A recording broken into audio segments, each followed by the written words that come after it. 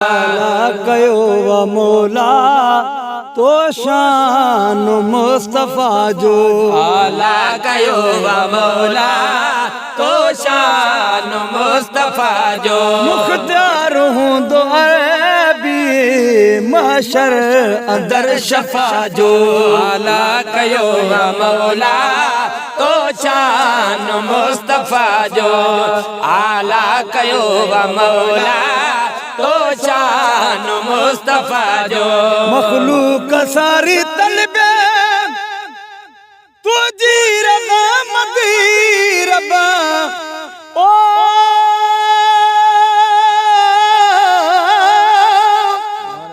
असा तुझे आसरे या रसूल अल्लाह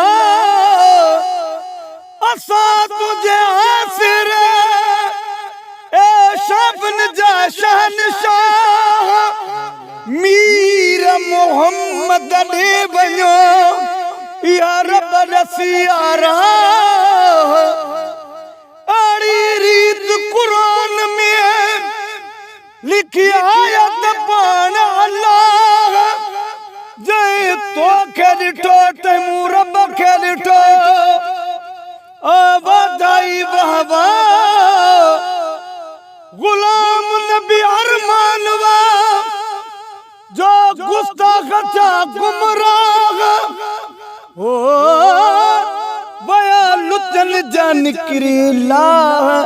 जन की न मनो कुरान के आला कयो व मौला तो शान मुस्तफा जो आला कयो व मौला तो शान मुस्तफा जो मखलूक सारी तलबे तुझी रज़ा मदी रब्बा मखलूक सारी तलबे तुझी रज़ा मदी रब तालिब तू पाण आई महबूब जी रज़ा जो तालिब तू पाण आई महबूब जी रज़ा जो तालिब तू पाण आई महबूब जी रज़ा जो मुख्तार हूँ दो अरबी महशर दर शफा जो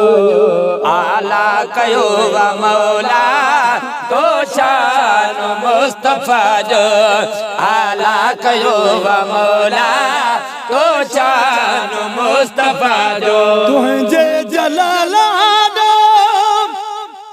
ब्यो को नबी न कुछ दो तुझे जलाला ब्यो को नबी न कुछ दो पैरों कंदो मोहम्मद आगाज इल्तिजा जो पहिरियां कंदो मोहम्मद आगाज इल्तिजा जो पहिरियां कंदो मोहम्मद आगाज इल्तिजा जो रहमान तुझी रहमत उन वेले पलटी पवा दिए रहमान तुझी रहमत उन वेले पलटी पवा दिए नीणन जे ठार ते पियो वसंदो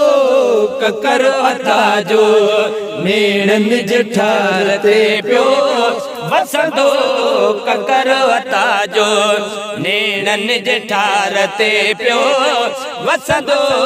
ककर अता जो मुख्तार हूँ दो अरबी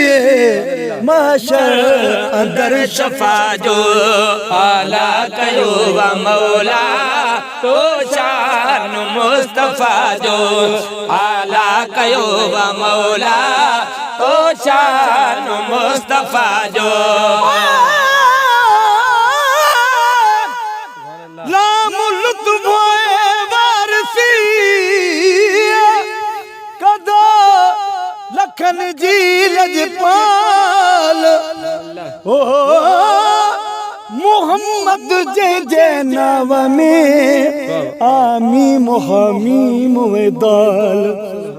हिकड़ाई मैदान में राजन जो रखवाल गुलाम नबी गमड़ो न करे पकड़ पवदो काल जॾहिं जानबू हुसून जमाल खिली खोले अची पंहिंजो बीहंदो आला कयो वा मौला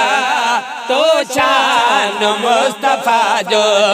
आला कयो वा मौला तो शान मुस्तफा जो आहे नजमुन माणो उन ज्वाल जो सनागर आहे नजमुन माणो उन ज्वाल जो सनागर चर्चो ॿिन्ही जगन में जय जवान जी सखा जो चर्चो ॿिन्ही जगन में जय जवान जी सखा जो चर्चो ॿिन्ही जगन में जय जवान जी सखा जो हूंदो अरबी महशर शफा जो आला कयो मौला तो शान मुस्तफा जो आला कयो वा मौला तो शान मुस्तफा